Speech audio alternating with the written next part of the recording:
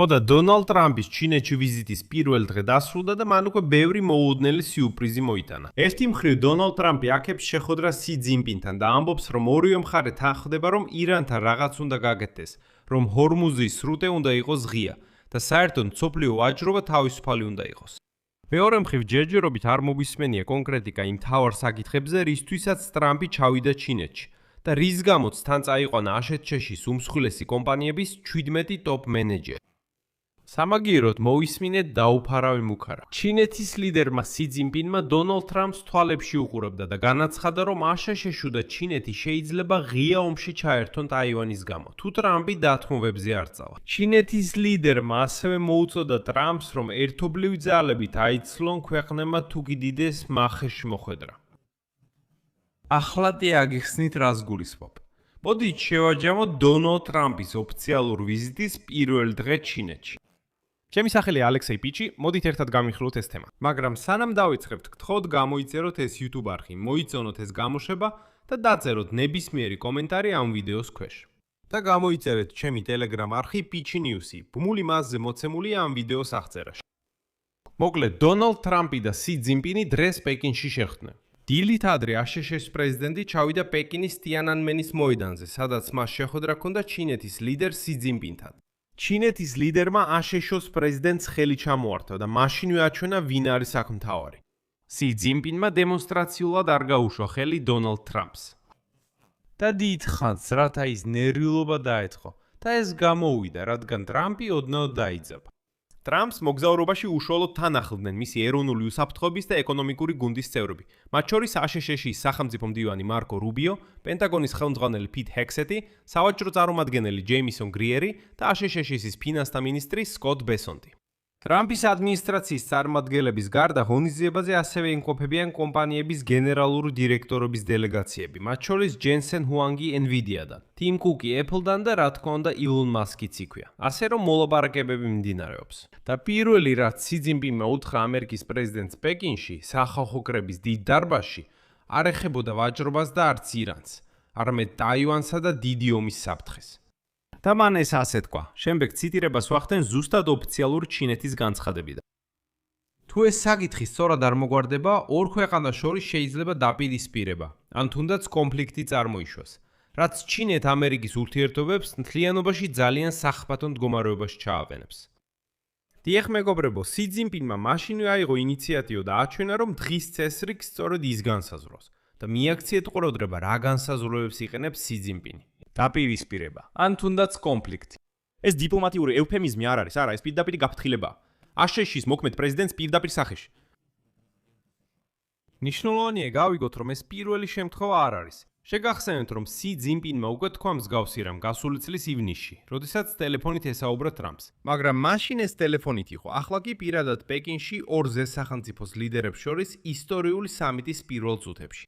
პეკინს სურდა, რომ ეს მთელი მსოფლიომ გაეგო და მთელმა მსოფლიომაც ეს გაიგო. ჩინეთი აშშ-ის წომით ემუქრება, თუ ტრამპი ტაივანის საკითხს არასწორად გადაწყვეტს. ფაქტობრივად სი ძინპინს უნდა რომ ტრამპმა გაიგოს. ტაივანი ის საკითხია, რომელიც შეიძლება გაამყაროს ამ პირიქით დაანგრიოს ამერიკა-ჩინეთის ურთიერთობები. და მისი მოწოდება ტრამპისადმი გამოიჩინოს განსაკუთრებული სიფრთხილე არ უნდა დავაკნინოთ. მაგრამ აქ ერთ ძალიან მნიშვნელოვან დეტალს დავამატებ. თეთრი სახლის ვერსიით შეხვედრის შედეგების მიხედვით ტაივანი საერთოდ არ არის ნახსენები. ეს ნიშნავს, რომ ორ ლიდერს ამ საკითხზე არ მიუღწევიათ რაიმე მნიშვნელოვანი კონსენსუსისთვის. სი ძინპინი ლაპარაკობდა, ტრამპი უსმენდა, მაგრამ საჯაროდ არაფერს დაფირებია. და ეს თავისთავად უკვე პასუხია. ახლა მოდით გავარტყიოთ, რატომ დგას ტაივანი დღის წესრიგში ასე მწვავედ სწორედ ახლა. ტაივანი შეშფოთებით აკვირდება ტრამპის სამიტს ჩინეთში, რადგან სასწორზე დევს 14 მილიარდი დოლარი ამერიკულ იარაღის გარიგებებში. საკითხი ისაა, რომ ტრამპმა ვაშინგტონიდან გამგზავრებამდე ჟურნალისტებს განუცხადა, რომ ყურადღება აპირებს განიხილოს იარაღის გაყიდვა ტაივანისთვის სი ძინპინთან. ეს სრულიად უპრეცედენტოა. არცერთ ამერიკელ პრეზიდენტს მისამდე საჯაროდ არ გამოუცხადებია, რომ პეკინთან კონსულტაციებს გამართავდა ტაიბეისთვის სამხედრო მომიწოდებებთან დაკავშირებით. კიდევ ერთხელ ვიტყვი. ეს იგივეა, როგორც ტრამპს ეთქვა, რომ პუტინს ესაუბრება და მასთან განიხილავს, რა იარაღი გაკიდოს უკრაინას. ან ირანის ლიდერს ესაუბრება იმაზე, რა იარაღი შეიძლება აშშ-რომ გაკიდოს ისრაელს. რეაქცია ტაივანზე აშკარად შეშფოთება. მეორე. ამერიკის სამხედრო მარაგები კრიტიკულად ამოწურულია ირანთან ომით. დაიდღეს სტრატეგიული და საერთაშორისო კვლევების ცენტრი წერს, ციტატა. ამერიკის არსენალებში კრიტიკული საბრძოლო მასალის რაოდენობა აღარ არის საკმარისი ისეთი მოწინააღმდეგის წინააღმდეგ, როგორიცაა ჩინეთი და მარაგების ომამდელ დონეზე დაბრუნებას წლები დასჭირდება. ეს ნიშნავს, რომ თუ ჩინეთი ახლა გადაწყვეტს ტაივანთან დაკავშირებით მოქმედებას, აშშ-ს მოუწევს პასუხისგაცემა ცარიელი საწყობებით. პეკინი ამას კარგად ხვდება, სი ძინპინი ამას იცის და ტრამპმაც ეს იცის. სწორედ ამიტომ არის ასეთი სიფრთხილე საჯარო განცხადებებში. მესამე, ტაივანი თავადაც ემზადება ყველაზე ცუდისთვის. კუნძულის ოპოზიციურმა პარლამენტმა დაამტკიცა დამატებითი თავდაცვითი ხარჯები 25 მილიარდი დოლარის ოდენობით. როგორც ჩანს, ბევრი თანხა, მაგრამ არა, ეს ნაკლებია, ვიდრე მთავრობა ითხოვდა. ისინი 40 მილიარდს ითხოვდნენ. მაგრამ თავად ფაქტი მნიშვნელოვანია. ტაიბეი აღარ ეხდნობა მხოლოდ ამერიკულ უსაფრთხოების ქოლგას და იწყებს საკუთარი თავდაცვის აშენებას. ეხლა ირანზე, იმიტომ რომ ხო? მის გარეშე რა თქმა უნდა ვერ გავიგებთ ვერც თავად ტრამპს და ვერც სი ძინპინს. როგორც ოფიციალური წყაროები იუწყებიან, ტრამპმა და სი ძინპინმა შემდეგზე შეთანხმდნენ. ჰორმუზის სრუტე უნდა დარჩეს ღია ენერგორესურსების თავისუფალი გადაადგილებისთვის. სხვათა შორის ეს არის პირველი კონკრეტული ერთობლივი განცხადება ორ ლიდერის მხრიდან ირანის თემაზე. და აქ მნიშვნელოვანი დეტალი.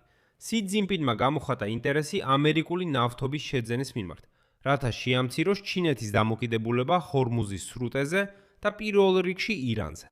მარტივ ენაზე რო ვთქვა, ჩინეთი ეუბნება ტრამპს, რომ კარგი, ჩვენ შეგვიძლია გავხსნათ ჰორმუზის სრუტე. ჩვენ დიპლომატიურად დავაწვეთ ირანს, მაგრამ მოგცეთ თქვენი ნავთობი. და თან ვიცით როგორ ვაჭრობს ჩინეთი. ის დიდ ფასდაკლებებს მოითხოვს.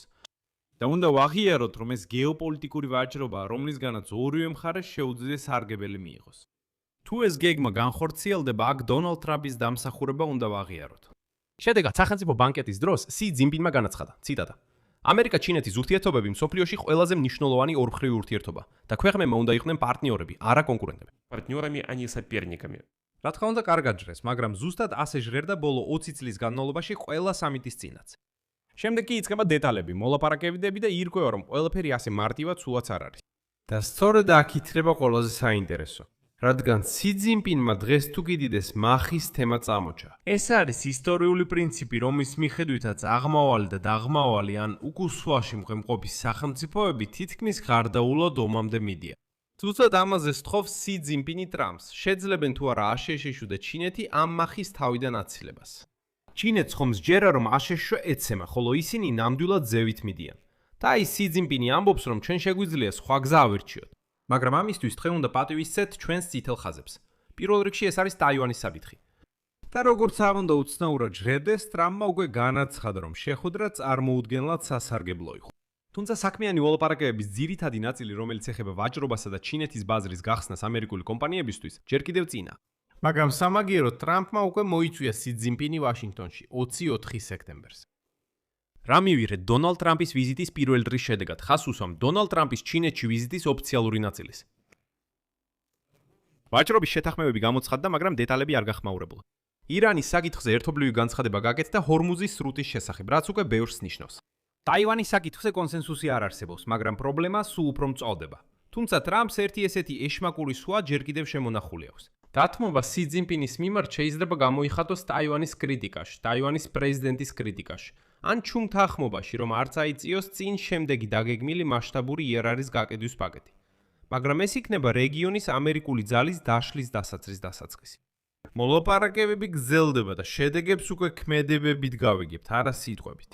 მაგრამ ამავე დროს ჩინეთის ლიდერის სიტყვით საკმაოდ მჭერმეტყველურია, რადგან ის აშკარად იღებს დონალდ ტრამპს ძალის პოზიციიდან, აშკარად არა სისუსტის პოზიციიდან. ზუსტად ამიტომ აკვირდება ამ სამიტს ახლა მთელი მსოფლიო. ვნახოთ რა სიტყვის ტრამპი, როცა უკვე სახლში დაბრუნდება. აქ წერტილს დავშალ. თქვენი აზრი, თქვენი დასკვნები დაწევეთ კომენტარებში ამ გამოშვების ქვეშ, გამოიწერეთ არხი, დააწექით ზარს და არ დაგავიწყდეთ ლაიკის დაჭერა. თუ გსურთ ამ YouTube არხის მუშაობის მხარდაჭერა, ამას ფინანსურად შეძლებთ ნებისმიერ შემოწირულობით, ბმულებითა და რეკვიზიტებით, რომლებიც მითითებულია ამ ვიდეოს აღწერაში.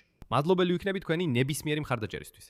ამით ყველაფერი დასრულდა. იზრუნეთ საკუთარ თავზე. ყველას მშვიდობით. გაგრძელებ.